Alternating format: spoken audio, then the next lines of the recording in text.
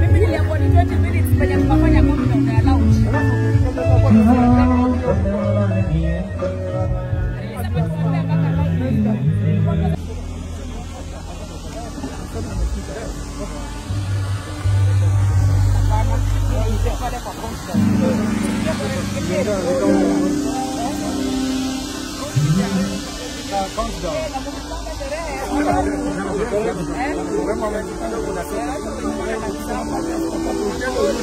Ya,